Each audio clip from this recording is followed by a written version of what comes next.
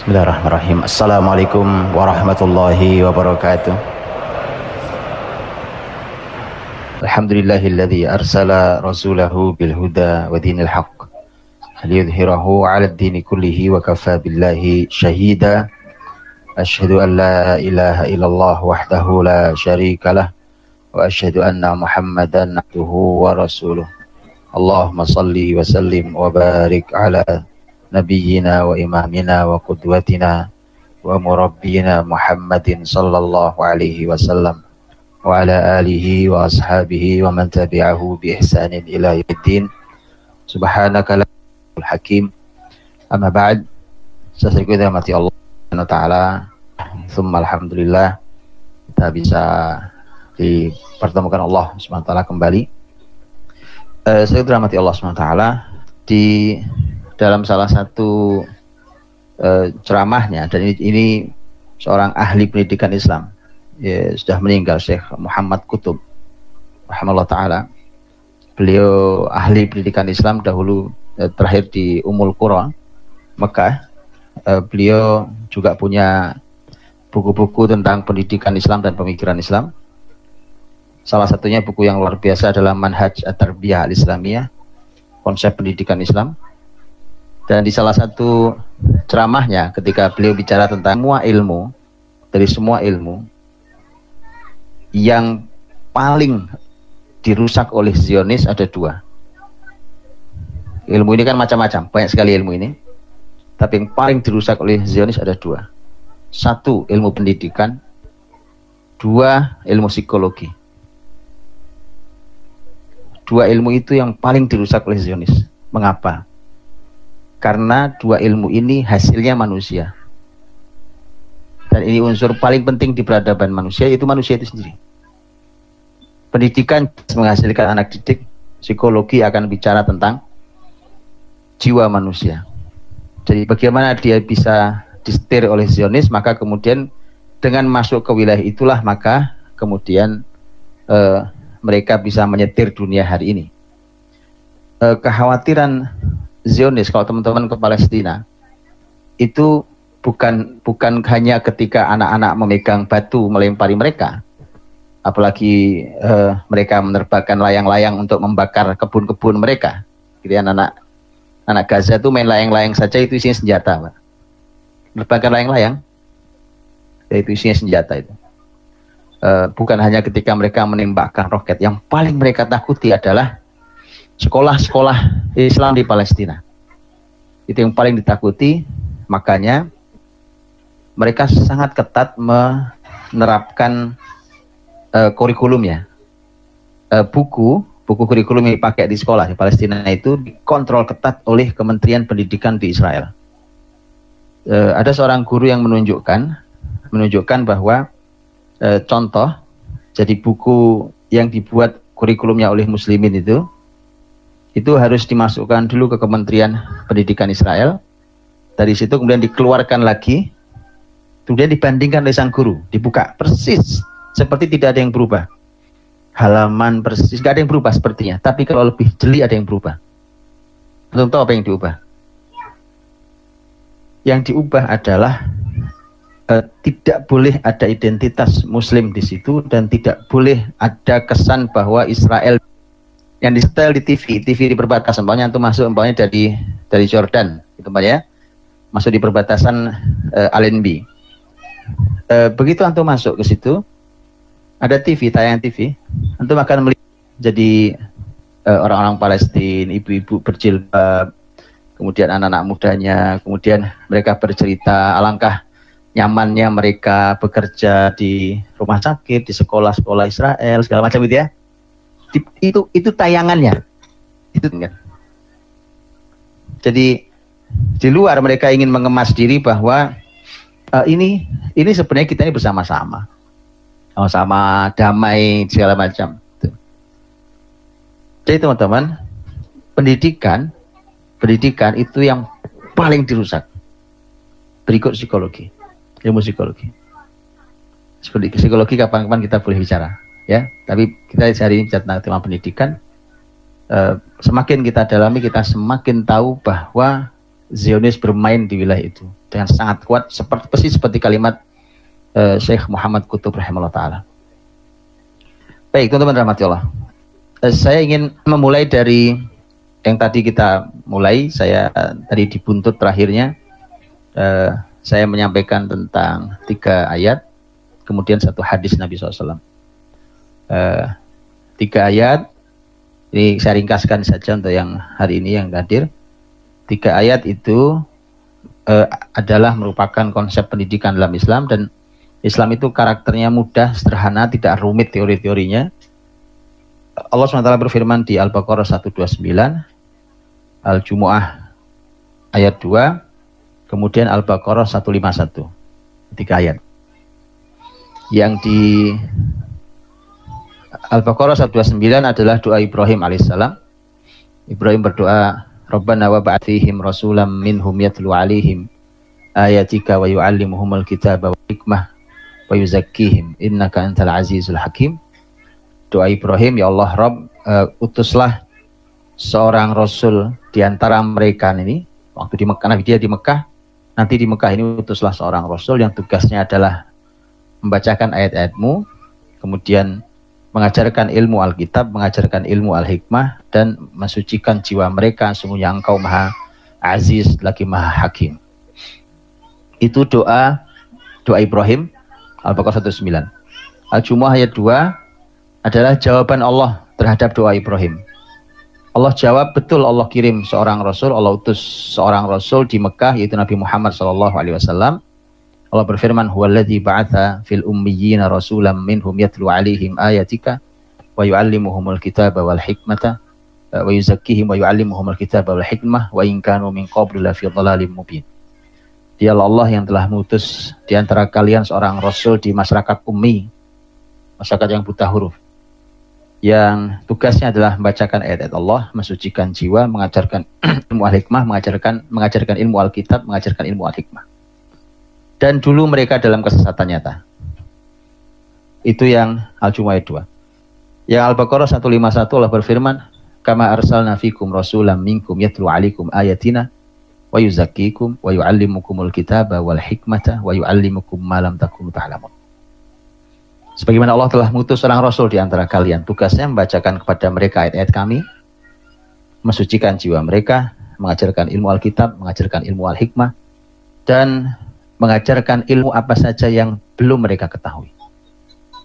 Ya, ini ringkasannya saja. Ringkasannya adalah 1, konsep pendidikan hari ini salah satu kesalahannya adalah kesalahan dalam tujuan. Dan ini fatal, salah tujuan kok kesalahan fatal. Anda kalau naik pesawat salah tujuan gimana ceritanya gitu? Salah tujuan, ini fatal sekali. Karena tujuan, banyak orang menyekolahkan anak karena ingin anaknya pintar. Padahal Allah dalam Al-Jumu'ah ayat 2, tujuannya adalah wa in kanu min qablu la fi dhalalim mubin. Yaitu untuk mengeluarkan anak didik, mengeluarkan anak kita yang kita didik ini dari kesesatan yang nyata. Hari ini karena tujuan sampaikan, karena tujuannya pintar, maka lahirlah orang pintar tapi sesat, belum keluar dari kesesatan nyata.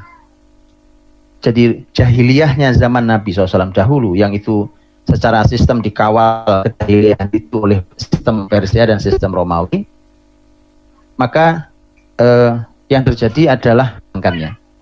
Dan ternyata menghilangkannya dengan konsep 4 tadi itu yang disebutkan itu.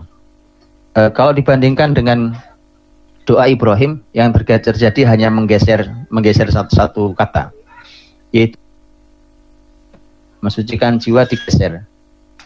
Mensucikan jiwa digeser dari nomor 4 digeser ke nomor 2. Gitu ya. Dan itu tepat. Itu tepat sekali. Kenapa? Yang tadi belum saya sampaikan, ini saya sampaikan sekarang. Itu ayat 2. Nanti pelajari ayat-ayat setelahnya. Ada bunyi ayat yang kita akan tahu mengapa. Ini salah satu alasan.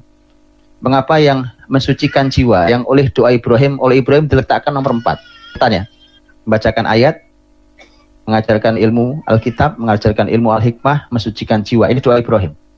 Oleh Allah yang mensucikan jiwa digeser ke nomor 2. Kemudian diturunkan. Terakhir Al-Hikmah. Jadi membacakan ayat, mensucikan jiwa, mengajarkan ilmu Alkitab, mengajarkan Al-Hikmah. Ini urutan yang benar. yang Allah sampaikan. Kenapa?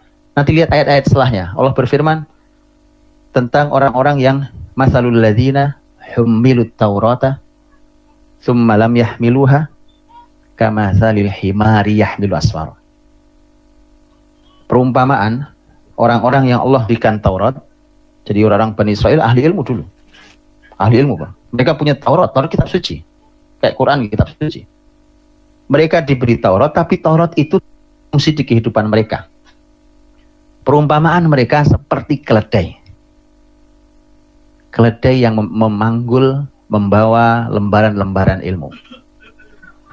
Sebelum bicara tentang maknanya apa, teman-teman, masyarakat Arab itu menganggap binatang yang paling hina itu bukan anjing, tetapi tidak hina.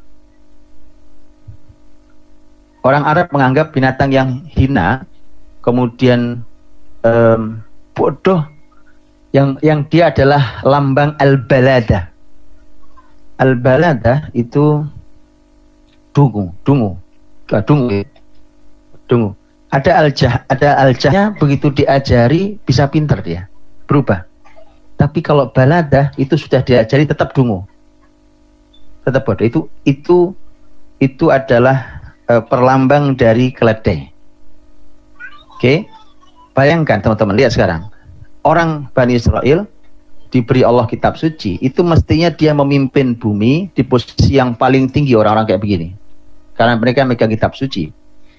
Karena yang megang kitab suci itu mesti ada di posisi paling tinggi harusnya. Karena Rasul Muhammad SAW menyampaikan, kana Banu Israel yasusuhum anbiya'uhum. Orang-orang Banu Israel itu yang memimpin secara kepemimpinan itu adalah, maka kepemimpinan itu di tangan mereka yang memegang ilmu Alkitab. Tetapi bukannya mereka menjadi yang paling tinggi, malah mereka jatuhnya sudah sampai hilang kemanusiaannya, jadi binatang. Binatangnya pun binatang yang paling hina. Lihat jatuhnya ya, supaya tahu jatuhnya ahli ilmu kalau ngerti Alkitab, tapi Alkitab itu malah buat mainan tuh. Alkitab itu malah tidak berfungsi di kehidupan, jatuh seperti itu. Baik, itulah mengapa urutan tadi itu, urutannya adalah membacakan ayat Allah, mensucikan jiwa, baru belajar ilmu Alkitab. Kemudian baru belajar ilmu Al-Hikmah, ini As-Sunnah. Karena kalau belum disucikan, ditaruh di belakang seperti doa Ibrahim, nomor 4 mensucikan itu. Dinaikkannya ilmu Alkitab, ilmu Al-Hikmah, baru mensucikan. Resikonya adalah bisa jadi dia ahli dalam tema ilmu Alkitab, tetapi tidak suci. Ketika tidak suci, yang terjadi adalah dia seperti keledai. Apalagi, ini tidak semua. Ilmu Alkitab enggak, ilmu As-Sunnah tidak, tentang kesucian jiwa tidak, membacakan ayat Allah juga enggak. Yang lahir pasti keledai. Tahu ya? Ini luar biasa pendidikan. Ini diingatkan Allah Subhanahu wa ta'ala di surat Al-Jumu'ah itu. Oke? Jadi rendah sekali, hina sekali. Itu akan sampai di level al-baladah, kebodohan yang tidak bisa disembuhkan nanti. Baik, maka kesesatan nyata itu dikeluarkannya dengan cara ini. Tadi sudah saya jelaskan kalau ayat Al-Jumu'ah ayat 2 digabung dengan surat Al-Baqarah 151. Al-Baqarah 151 sama 4 ini. Membacakan ayat Allah, mensucikan jiwa, mengajarkan ilmu Alkitab, mengajarkan ilmu Al-Hikmah, ditambah satu lagi, 4+1, yaitu mengajarkan ilmu apa saja yang belum mereka ketahui. Nah itulah urutan, itu nomor 5. Jadi nomor 5 terakhir ini. Bacakan ayat Allah. Membaca itu include di dalamnya menghafal. Karena yatlu, tilawah, itu include di dalamnya. Jadi kalau nanya, di mana Pak perintahnya menghafal Quran di Quran? Itu membaca itu menghafal. Membaca kan tidak menghafal. Membaca itu menghafal. Betul apa enggak? Hah? Antum kalau membaca gimana caranya? Belum baca Quran, pegang mushaf atau antum buka Quran di sini, antum baca, betul? Itu kan zaman Anda sekarang hari ini. Zaman Nabi ada mushaf. Zaman Nabi ada mushaf? Enggak ada. Enggak ada mushaf. Enggak ada mushaf zaman Nabi. Baru ada mushaf nanti mulai disusun sangat rapi zaman Utsman, jauh sekali. Utsman tuh baru naik jadi pemimpin tahun 23 Hijriah. Jauh sekali. Itu pun mushaf itu dibuat hanya 6 eksemplar. Ada yang mengatakan cuma 5 bahkan. Seluruh dunia Islam cuma 5 biji. 5 biji. Satu diletakkan di Madinah, di ibu kota. Nanti satu diletakkan di kota-kota besar gitu. Di Kufah, di Basra. Satu kota satu. Cuma satu. Tapi mereka manusia Qur'ani. Hari ini Masya Allah bersama kita berapa Quran. Sekali jalan tuh kita ada bisa 3, 4, 5 mushaf dalam diri kita. Di sini di aplikasi ada 1. Handphonenya ada 2 aplikasinya. Pegang mushaf kecil, kantongin juga 3. Ada tab, di tab juga ada 4. Ya, kalau dia bawa laptop, di laptopnya juga ada 5. Masya Allah, Quran mushaf bersama kita, tapi kita bukan masyarakat Qurani. Allah musta'an. Mereka dulu tidak baca Quran. Bagaimana cara bacanya? Menghafal. Maka membaca itu di dalamnya include menghafal. Ya, membaca Al-Quran mensucikan jiwa, mengajarkan ilmu Alkitab, mengajarkan ilmu As-Sunnah, dan yang kelima plus satunya adalah mengajarkan ilmu apa saja. Ini urutannya. Saya sudah sampaikan tadi bahwa masalah di kita adalah kita ini menjejali anak-anak kita dengan ilmu apa saja. Padahal itu nomor 5. Kita jejali ilmu apa saja. Ya belum siap lah. Masih, jadi kita ini lompatnya ketinggian. Kalau Anda mau coba lompat, pengen coba lompat, silahkan lompati tangga itu. 1, 2, 3, 4, 5, loncat langsung 5. Set. Coba, boleh coba? Kalau keseleo saya nggak tanggung jawab. Jadi hari ini terjadi generasi keseleo. Ini salah tulang semua hari ini generasi.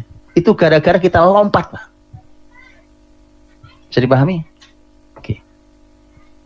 Nah, itu buntutnya tadi, tema tadi.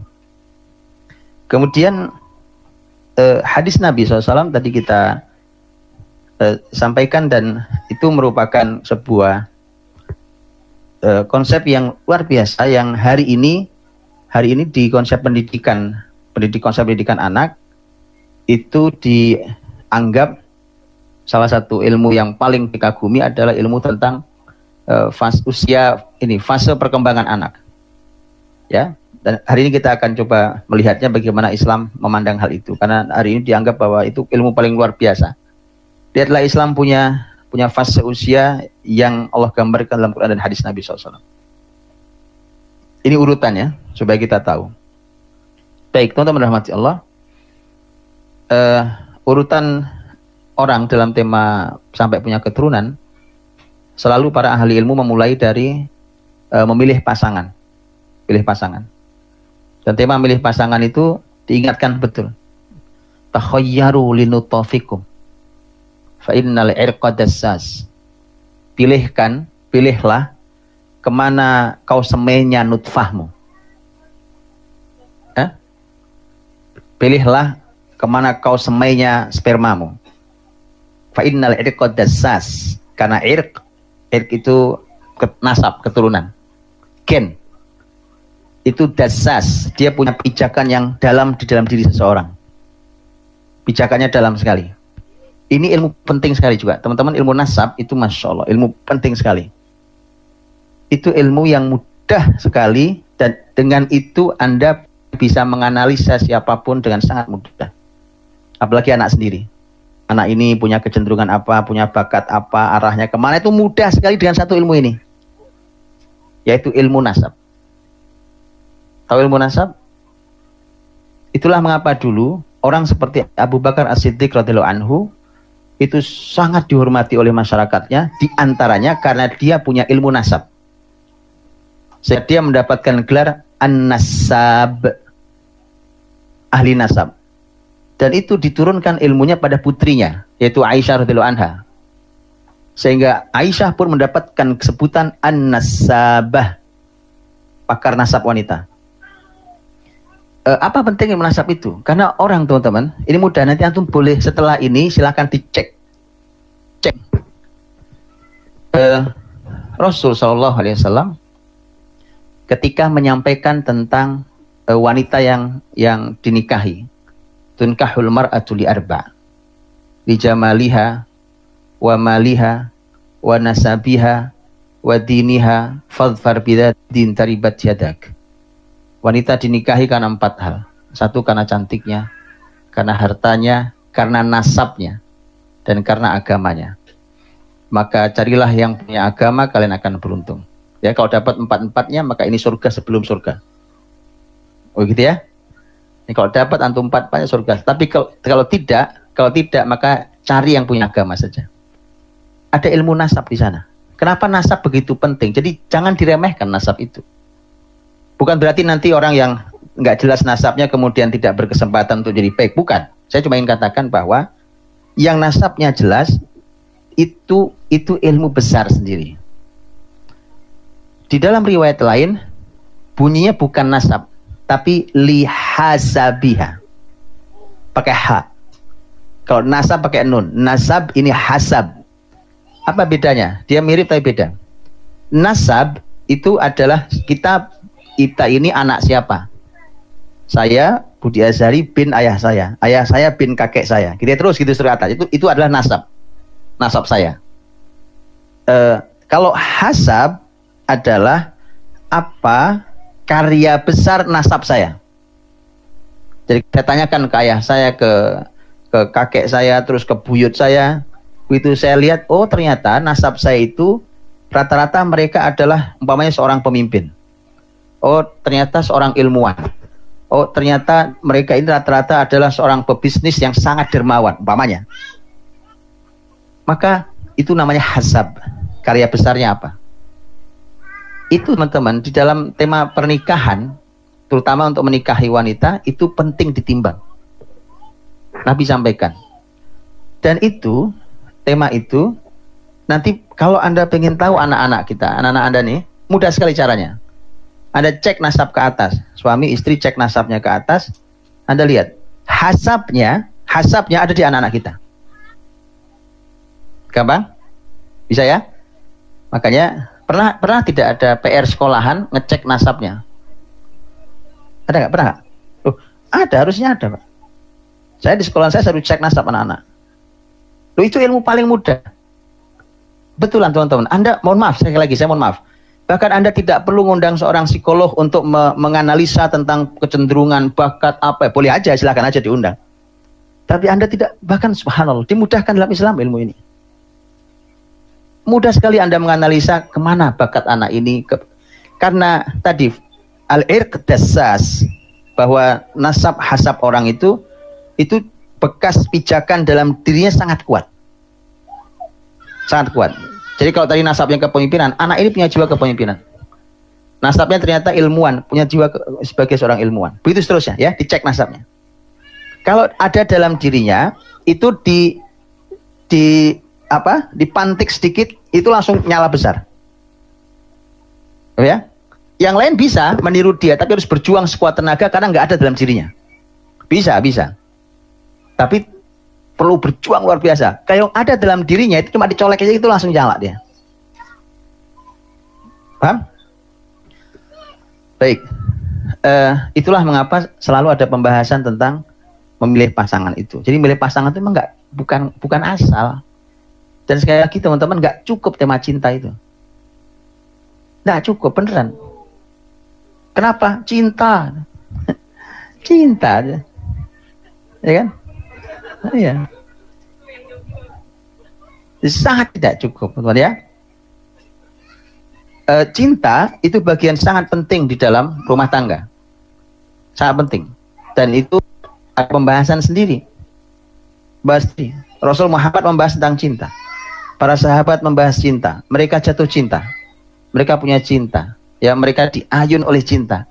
Para ulama menulis buku-buku cinta. Oh iya, ulama-ulama itu pakar-pakar fikih, tafsir, hadis.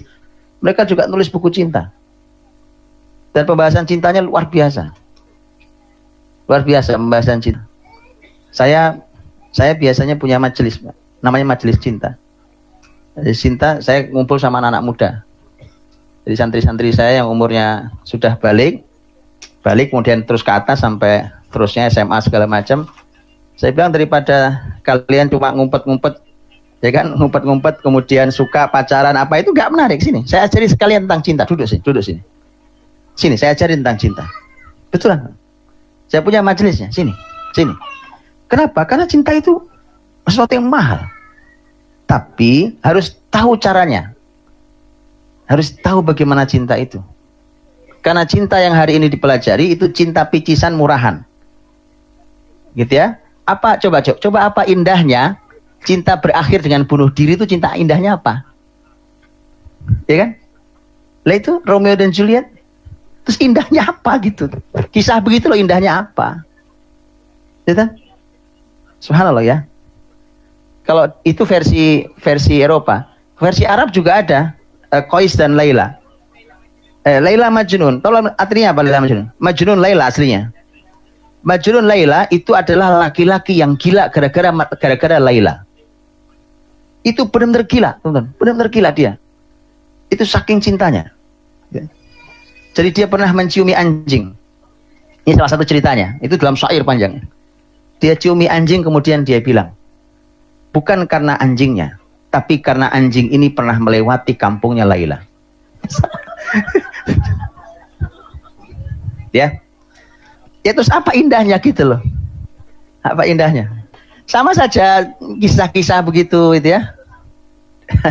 si namanya Qais, itu Qais yang cinta sama Laila itu. Qais haji. Ceritanya gitu ceritanya. Begitu Qais haji dia mengadu pada Allah, "Ya Allah, aku tobat dari semua dosa kecuali cintaku pada Laila." Cukup ya. Itu ada majelis sendiri tentang cinta nanti ya. Itu majelis saya dengan anak-anak saya, santri-santri saya. Ayah, saya ajari mereka, ayo sini nak. Karena kau pasti punya cinta. Dan memang kau harus berumah tangga. Jangan, saya ajari, sini kita ajarkan. Karena para ulama mengajarkan. Ulama nulis kitab tentang cinta. Ibnu Qayyim nulis buku Raudhatul Muhibbin, Taman Orang Bercinta.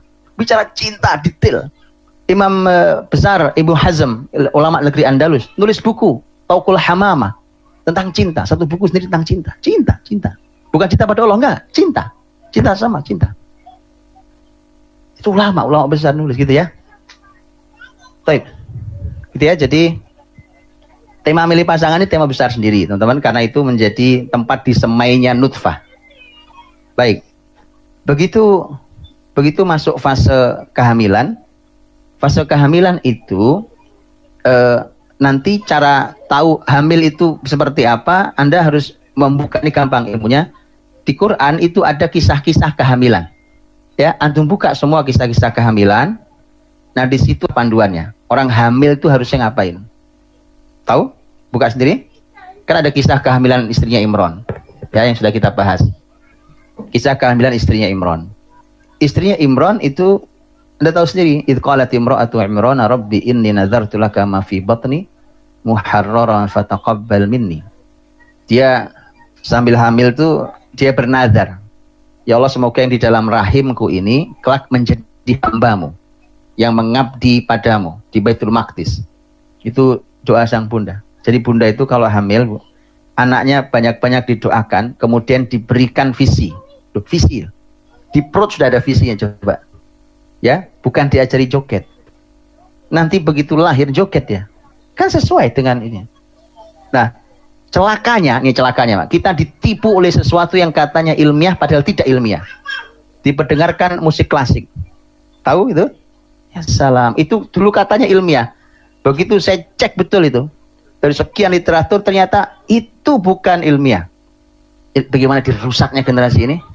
Katanya itu menstimulus brain. Menstimulus otak janin, yang terjadi merusak otak janin. Bahaya loh. Ini kalau kita cuma ngikut, ini panduannya, oke ya, itu istri Imran. Nanti Anda kalau membaca kehamilan Maryam hamil dalam keadaan sedih, fa'aja ahal makhwadu ila jid'in nakhlah qalat ya laitani mittu qabla hadha wa kuntu nasyam mansiya. Waktu sudah mulai mules-mules kontraksi mau melahirkan itu, maka dia bersandar di pohon korma, kemudian berkata, ya Allah, andai aku mati sebelum ini lebih baik. Berharap mati saking sedihnya karena pertanyaan masyarakatnya itu memang sangat menyakitkan. Penyakit kali. Ya wajar, masyarakat nanya wajar, oh nggak ada suaminya, atau hamil. Ya kan? Jelaskannya kan susah. Bagaimana jelaskannya? Maksud dijelaskan bahwa tadi ada malaikat datang bilang, susah jelaskannya. Yang terjadi adalah maka dia ya sudah sedih ngadu sama Allah. Nah, hamil dalam keadaan sedih dilarang. Ini panduan-panduan nih. Gak boleh, Bu. Nanti buka surat Maryam itu ya. Itu Allah menggambarkan tentang sedih cuma 1 ayat. Allah menggambarkan tentang hiburan untuk ibu yang sedih 3 ayat. Nanti buka ayatnya. Begitu sedih, kan digambarkan tadi, sampai berharap mati loh sedihnya. Dan Masya Allah, ada penelitian juga. Penelitian tentang efek stres, tekanan, sedih pada ibu yang hamil ternyata berpotensi sangat besar pada cacat bayi ketika lahir. Loh, Quran loh Pak bicara nggak boleh sedih ibu-ibu itu. Maka harus diupayakan, ya. Ibu-ibu kalau lagi hamil tolong jangan sedih, Bu. Ya. Sedih normal biasa yang kecil-kecil aja, tapi kalau sampai dalam tekanan stres yang jangan. Kasihani bayinya. Ya. Dan bapak-bapak kalau ibunya lagi hamil tolong jangan bikin sedih. Gitu, Pak. Itu panduan-panduan Qur'ani loh ya. Bayangkan hiburannya luar biasa. Saya sampaikan agak lebih sedikit detail. Karena ayat setelahnya mengatakan fanadaha min tahtiha al tahzani qad ja'ala rabbuki tahtaki sariyah. Maka tiba-tiba ada suara dari arah bawahnya. Jadi kan dia duduk di ketinggian pohon korma, bersandar di pohon korma, kemudian di bawahnya itu ada lembah. Maka ada suara dari bawah. Nah, suara dari bawah itu ulama tafsir beda pendapat. Oke, di antaranya saya sampaikan salah satu pendapat yang ada itu adalah suara malaikat. Suara malaikat, kemudian suara itu mengatakan Allah tahzani, kamu jangan sedih. Penting itu, ya. Penting dikirimkan, bahkan lihat bayangkan sampai Allah. Siapa Maryam? Maryam manusia biasa. Manusia biasa, wanita dari sebagaimana wanita yang lain, tapi karena dia hamba Allah yang mulia. Kalau dia hamil lagi sedih, Allah kirim malaikat untuk menghiburnya. Jangan sedih Maryam. Bayangkan, ibu-ibu waktu hamil sedih, masalahnya malaikat nggak datang, itu masalahnya. Makanya Anda harus pandai menghibur diri gitu ya. Dan tolong teman-temannya mampu menghiburnya. Sampaikan Allah tahzani, jangan sedih, jangan sedih. Ya, kalimat jangan sedih itu tidak cukup dengan kalimat. Orang sedih itu kadang-kadang kalimat itu penting tetap, jangan sedih ya, yang sabar ya, itu penting. Tapi tidak cukup gitu, harus ada actionnya untuk menghilangkan kesedihan. Qad ja'ala rabbuki tahtaki sariyah. Itu Allah, Tuhanmu sudah membuatkan sungai di bawah itu. Anak sungai itu ada air sungai jernih sekali di bawah. Gitu ya. Jadi di bawahnya itu lihat itu sungai itu. Itu Allah ciptakan untuk kamu. Sampai segitunya untuk hibur ibu hamil. Jadi ada hubungan sangat erat antara air yang mengalir gemericik dengan kebahagiaan. Oh, itu perlu penelitian lagi. Betul itu? Iya. Luar biasa, teman-teman. Quran ini, Quran. Ya. Jadi manusia itu diciptakan dari air. Sehingga tidak aneh manusia ini tidak bisa jauh dari air. Bahkan kalau sedih pun harus dihibur pakai air. Masya Allah, itu ayat itu. Coba lihat ayat setelahnya. Dihibur lagi ayat yang berikutnya. Ayat yang kedua untuk hiburan.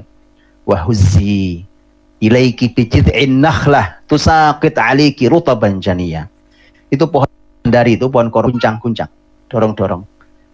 Supaya berjatuhan rutop yang masak. Rutop. Korma yang lembut sekali sebelum yang matang, yang kalau yang kita makan itu sudah tamar namanya. Rutop itu yang sebelum yang lembut sekali ya, tahu ya? Manis sekali lembutnya. Itu banyak sekali ilmunya. Saya coba tanya.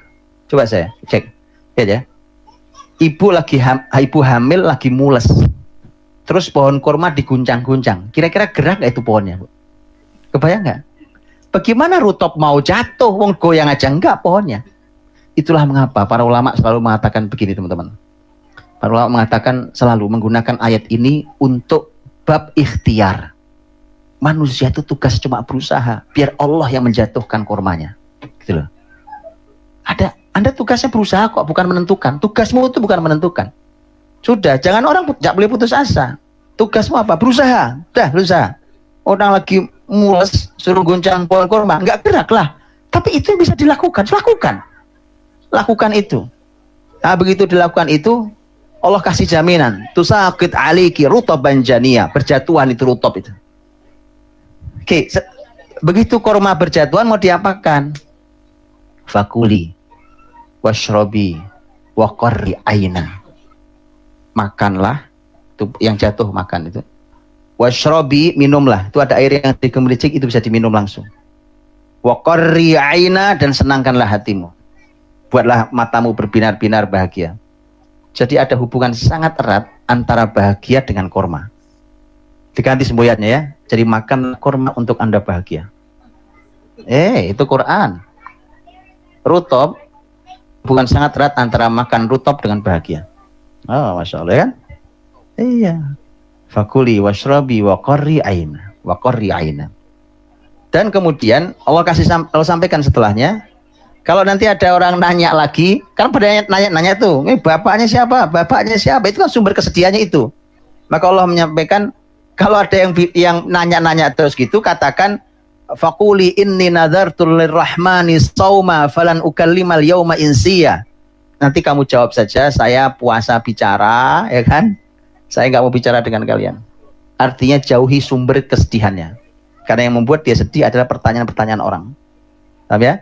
Coba antum lihat, itu wanita sedih sampai Allah yang mendesain cara menghiburnya. Begitu pentingnya dan pelajaran betapa ibu hamil tidak boleh sedih. Ya, itu panduan ibu hamil tuh. Masih ada lagi yang lain, nanti cari lagi yang lain.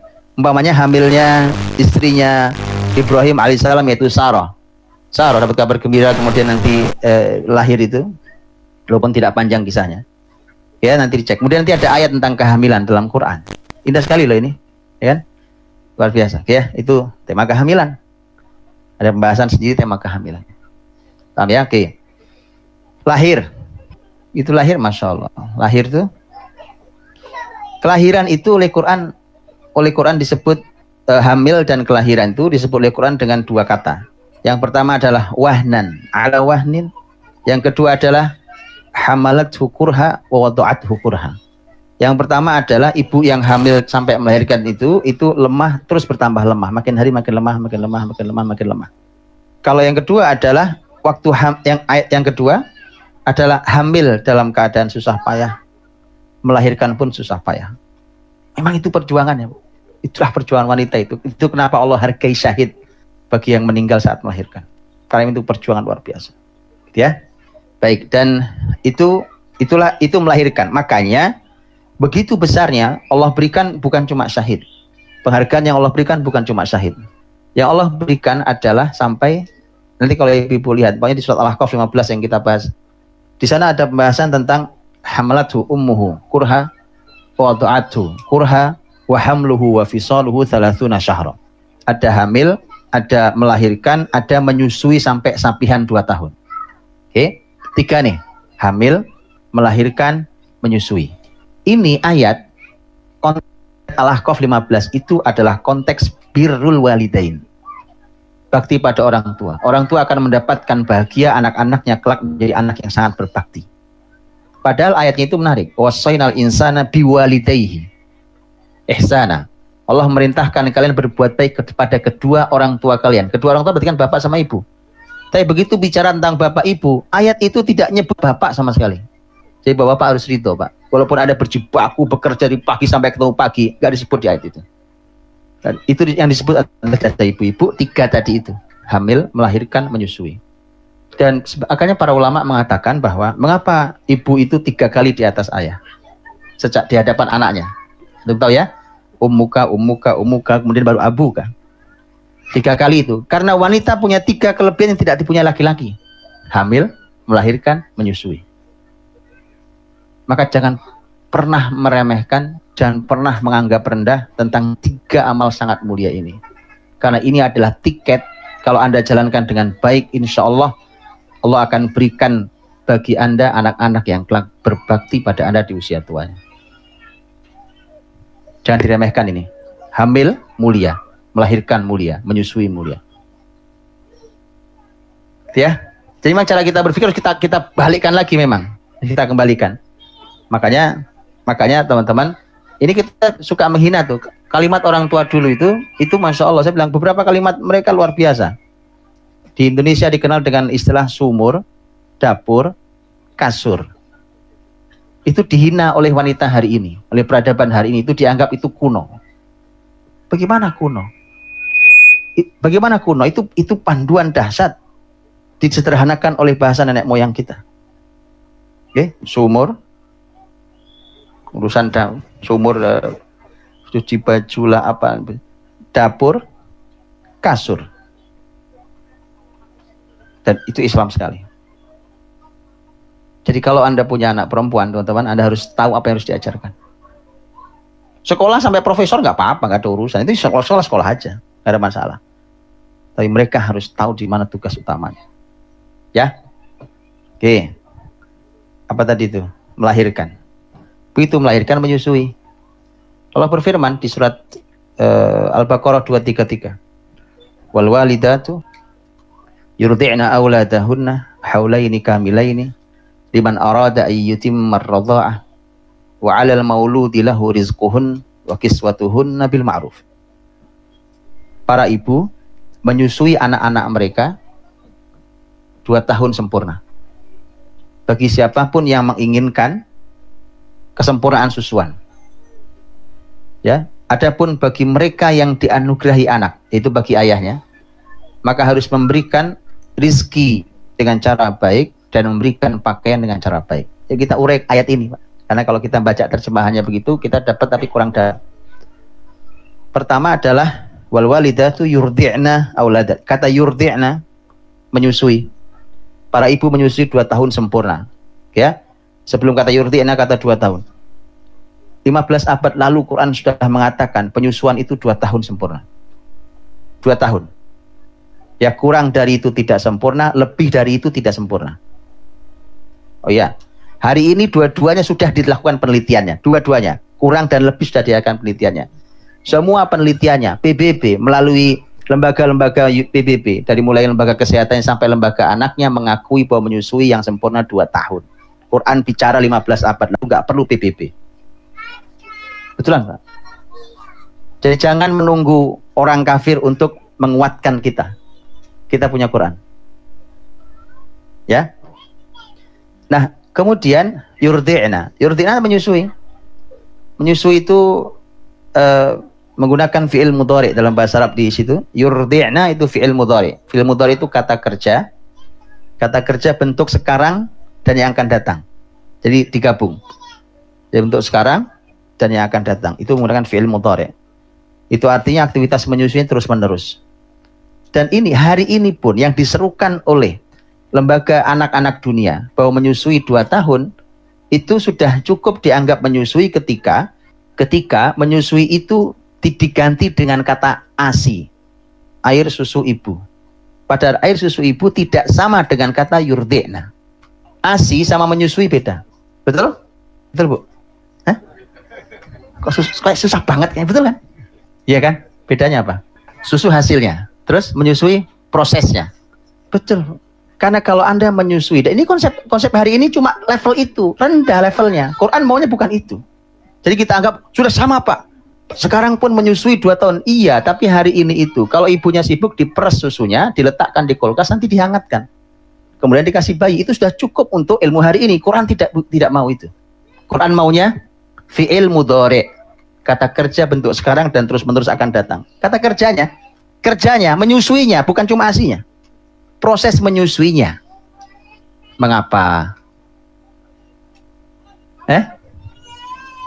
Karena teman-teman, menyusui itu bukan hanya memasukkan nutrisi pada anak. Di menyusui itu ada interaksi ibu dan anak. Dan demi Allah, kalau ibu kehilangan usia 2 tahun menyusui itu, kok tidak dimanfaatkan dengan baik, demi Allah itu usia emas yang tidak akan pernah kembali untuk ibu. Usia itu spesial untuk ibu, bahkan bapak aja enggak punya. Bapak enggak punya usia sampai 2 tahun, bapak enggak punya, Pak. Kalau sampai itu hilang, Anda akan menyesal karena itu tidak pernah kembali. Setelah itu Anda tidak pernah punya spesial itu, ibu itu. Disitulah Anda akan leluasa, puas untuk memasukkan semua hal yang Anda mau pada anak yang Anda susui. Tatapan mata Anda, senyuman Anda, belayan lembut tangan Anda, bicara Anda, ya salam. Itu nggak ada duanya, nggak ada yang mengintervensi Anda siapapun itu. Ya kan? Nyesel tuh, Bu? Nyesel. Makanya kalau sudah nyesel, memang kalau ngaji sama saya biasanya nyesel. Begitu nyesel, saya udah bilang, ayo buka pabrik lagi. Supaya yang kemarin salah, kita ulangi lagi dengan cara yang lebih benar. Kan gitu kan? Namanya ilmu kan untuk diamalkan. Ya gitu ya. Betul nggak? Gelandang kiri saya semangat banget bilang betul. Ya, itu contoh, Bu. Itu jadi Masya Allah. Itu baru yurdi'na. Auladahun haulain kamilain liman arada. Tiba-tiba domir kata gantinya berubah. Gitu ya. Oh, itu cara ngaji Quran ya. Antum mau saya dalami di sini atau mau saya terusin karena ini panjang ya, nanti tadaburi lanjutannya. Ayatnya sudah saya tunjukkan di tadaburi, nanti kalau nanti Allah kasih usia kita bisa jumpa lagi bismillah. Gini. Oke, itu pembahasan nanti tugas ayah waktu usia menyusui itu apa di ayat itu adanya. Wa 'alal mauludi. Tugasnya ada 3 tadi. Liman arada ayyuti marradha. Kemudian wa 'alal mauludi lahu rizquhun wa kiswatuhun. Dan itu bacalah ayatnya. Ya, baca. Jadi tugas bapak itu tugas kebijakan, tugas memfasilitasi nutrisi, kesehatan bundanya, dan tugas memberikan pakaian yang baik. Itu tugas ayah. Tapi aktivitas menyusui itu tidak ada yang bisa mengintervensi bunda. Itu Allah khususkan waktu untuk Anda, hanya untuk ibunda. Karena begitu selesai sapihan, teman-teman, begitu selesai menyapih, maka usia dari 2 selesai itu, masuk ke 3 itu, sampai usia 7 tahun, wah itu sudah mulai masuk ayah. Karena sudah lepas dari Anda. Lihat bagaimana prosesnya. Anak ada dalam rahim bundanya. Dia ada di dalam tubuh bundanya. Begitu dia keluar, itu enggak Allah lepas, tidak. Masih ditempelkan di susu bundanya. Paham? Enggak langsung lepas. Tapi pelan-pelan begitu menyusui, begitu menyapih susuan, lepas dia.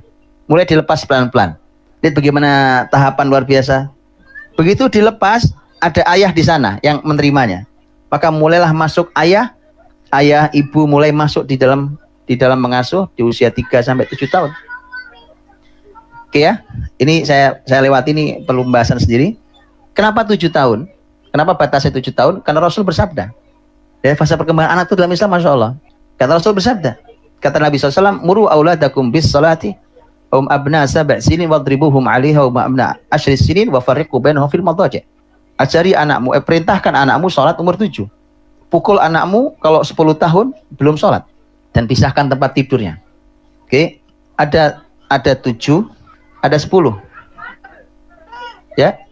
7, para ahli ilmu menyebut ini adalah awal tamyiz. Awal usia tamyiz. Tamyiz itu artinya kemampuan memilah, kemampuan membedakan. Ini pahit, ini manis, ini panas, ini dingin, ini baik, ini tidak baik, ini bahaya, ini manfaat. Anak 7 tahun sudah harus bisa. Jadi kalau nanti kita punya anak 7 tahun kok belum bisa memilah, itu ada yang salah tuh Pak. Ya, kalau sampai ada yang nggak bisa memilah di 7 tahun, ada yang salah di sebelumnya berarti. Ya. Karena anak sudah mulai bisa memilah, artinya dia sudah mulai bisa memakai akalnya dengan lebih baik. Dia bisa memilah dengan akalnya. Di saat itulah maka perintah utama dan pertama yang wajib adalah sholat itu masuk. Di saat seperti itu. Tamyiz. Masuklah sholat.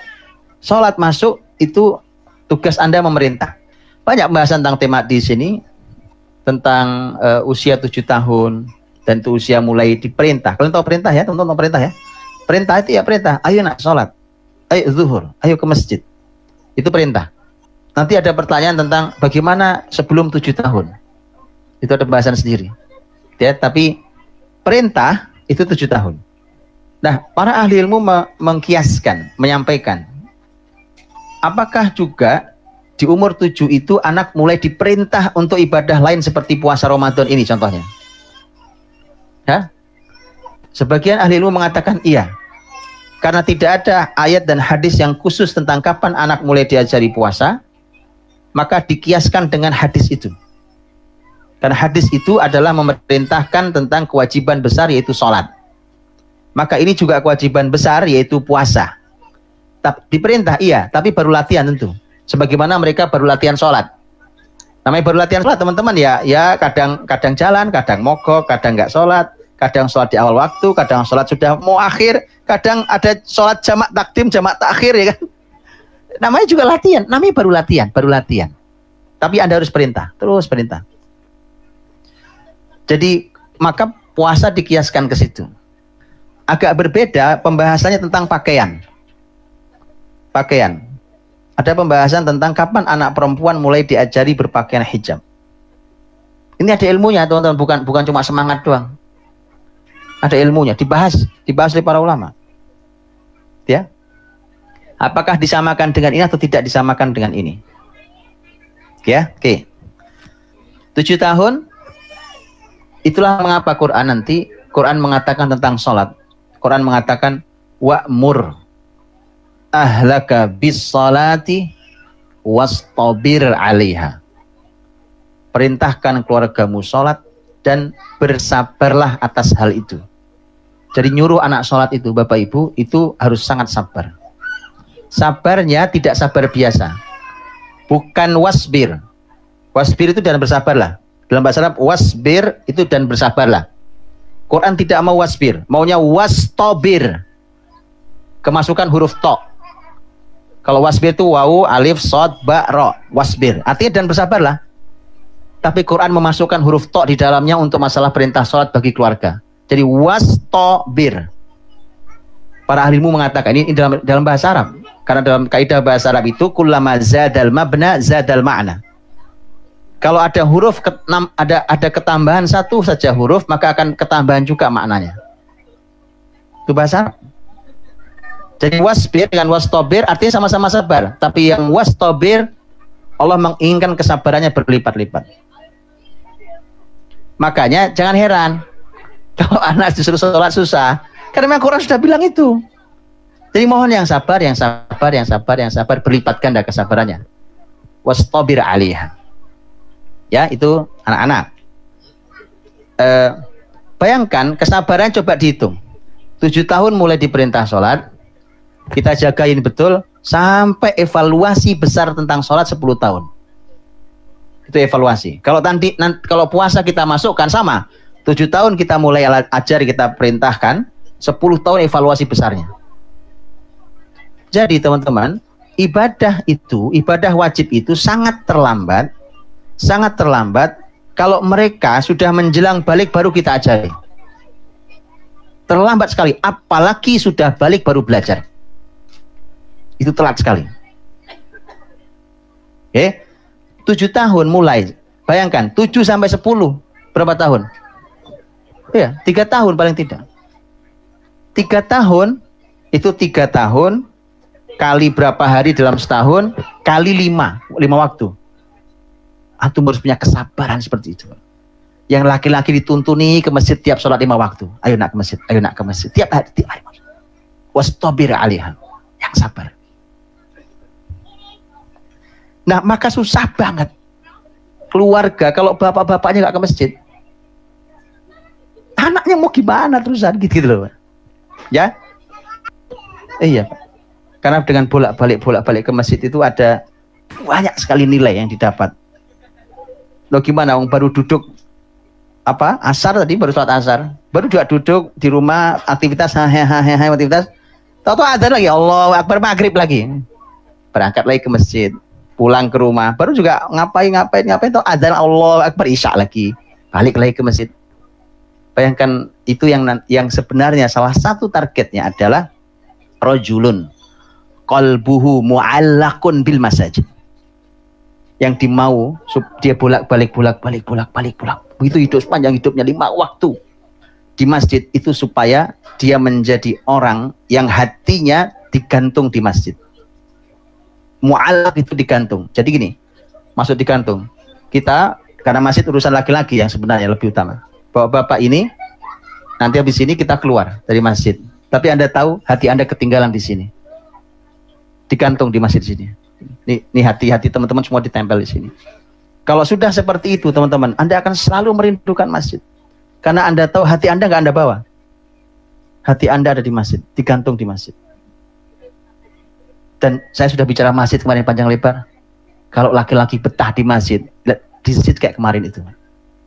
Bisa pahami? Makanya peradaban di situ mulainya. Ya, di situ nyangkut, masuknya di situ. Makanya Allah berfirman. Surat An-Nur 35, 36, 37. Fi 36 fi buyutin adzinallahu an turfa'a wa yudhkara fiha ismuhu yusabbihu lahu fiha bil wudu'i wal asal rijal. Jadi yang ke masjid itu laki-laki. Laki-laki itu spesial memang tema masjidnya. Rijalul la tulhihim tijaratu wala bai'un an dzikrillahi wa iqamis salati wa ita'iz zakati yakhafuna yawman tataqallabu fil qulubul absar.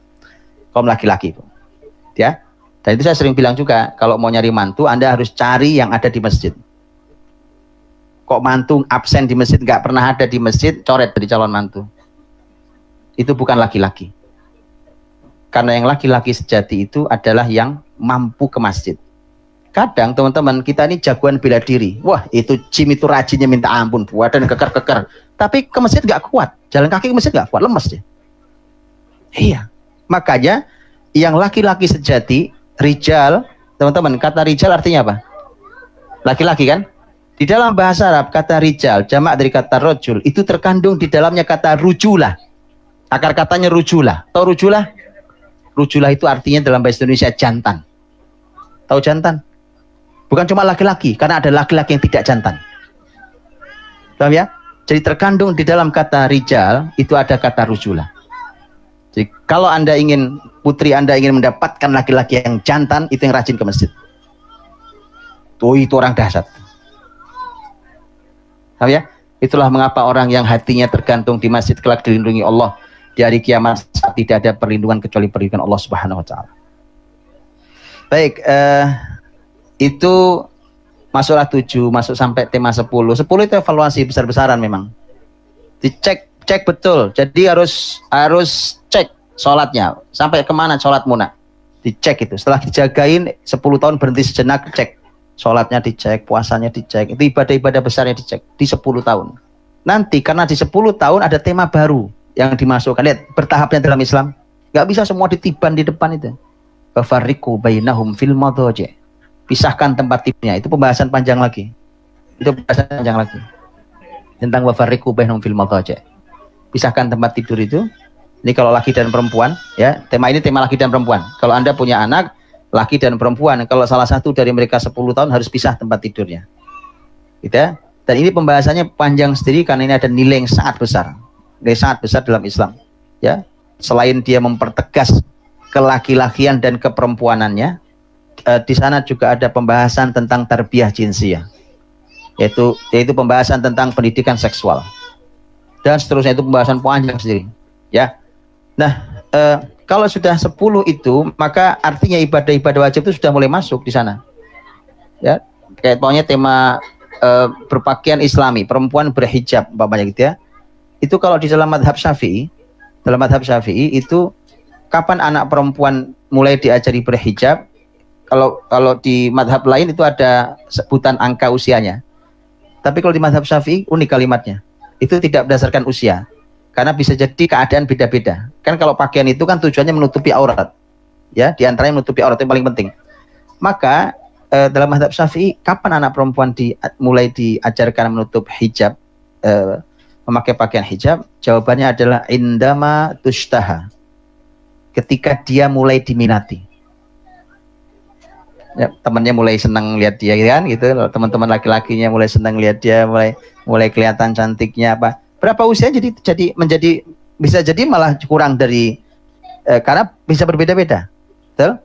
Dan itu semua latihannya itu. Latihan itu semua itu menuju satu titik besar. Ini pemberhentian besar.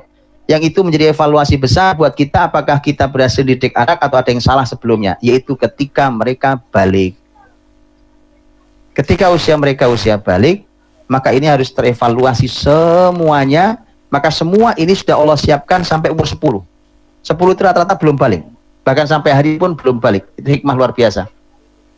Padahal balik lebih cepat hari ini. Dulu zaman Nabi 15 tahun, hari ini bisa 12 tahun, 13 tahun, bahkan kurang dari 12 tahun. Sudah balik. Ya, karena memang terlalu cepat matangnya fisik anak-anak. Itu dikarenakan apa yang masuk dalam dirinya. Apa yang dipandangnya, apa yang didengarnya, dan seterusnya. Yaitu karena lingkungan yang rusak, maka balik lebih cepat. Tadi saya sudah katakan waktu workshop, saya menduga, wallahu alam, kalau zaman ini kembali menjadi baik, dugaan saya balik anak-anak akan kembali 15 tahun. Dan itu zaman yang sangat siap. Usia segitu nyaman Pak, 15 tahun. Karena kalau sudah balik itu kalau sampai meninggalkan ibadah sudah dosa loh. Sudah dosa sendiri loh. Bayangkan kalau 15 tahun kan masih punya waktu panjang kita menyiapkannya. Dari 10 saja kita masih punya 5 tahun loh untuk ke-15, betul ya? Sangat cukup waktu kita untuk menyiapkan. Nah kalau 12 tahun balik, Masya Allah, mepet banget persiapan kita. Sementara kita nggak ngerti cara menyiapkan dan terlalu santai. Bagaimana sudah? Sudah baliknya lebih cepat, kita cenderung santai menyiapkannya. Zaman Nabi disiapkan dengan begitu matang, padahal baliknya masih 15 tahun. Ya, itu PR-nya. 15 tahun atau berapa ini, usia balik itu usia kita memberhentikan, mengevaluasi besar-besaran tentang di mana posisi kita sebagai orang tua, apakah kemarin pendidikannya sudah benar apa tidak. Dia sudah bertanggung, karena anak itu kalau sudah balik, teman-teman, sudah sama kayak kita. Kita ini bapak ibunya orang dewasa, balik, sudah balik. Balik itu sudah sama kayak kita. Yang lebih dahsyat lagi ada di surat An-Nisa ayat 6. Allah Subhanahu wa taala berfirman, wa batalul yatama hatta idza balagun nikah fa in anastum minhum rusdan fadfa'u ilaihim amwalahum. Anak itu, anak tertentu sebenarnya, ujilah anak-anak itu hingga ketika mereka mencapai usia nikah. Usia nikah usia berapa? Usia nikah usia berapa? Hatta idza balagun nikah. Itu ayatnya. Jelas kalimatnya. Mereka mencapai usia nikah. Usia nikah usia 20 tadi ceritanya. Usia nikah itu usia berapa? 25 udah telat banget, saya pengen 20. Di bawah 20. Serius. Lihat ajaibnya Quran, teman-teman. Bukalah nanti terjemahan. Ada yang pegang Quran? Coba buka terjemahan. Baca sekarang. Saya tunjukkan. Ini ajaib banget. An-Nisa ayat 6. An-Nisa ayat 6. Baca Bu, terjemahannya Bu. Surat 4 ayat 6. Sampai mereka cukup umur untuk menikah. Ada yang lain nggak terjemahannya? Sampai mereka sama semua. Sampai mereka mencapai cukup umur untuk menikah. Itu umur berapa menikah? Oke. Bapak Ibu, kalau gitu nanti tugasnya membuka tafsir. Saya kasih sekarang. Anda akan heran begitu Anda buka tafsir. Kalau sudah balik, mestinya sudah siap nikah.